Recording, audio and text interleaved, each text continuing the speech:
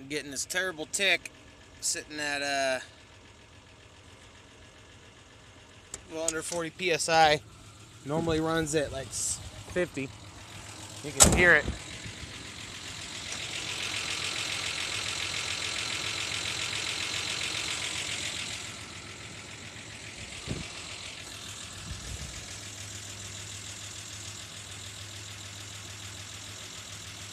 Can't exactly figure out what the hell making it tick like that.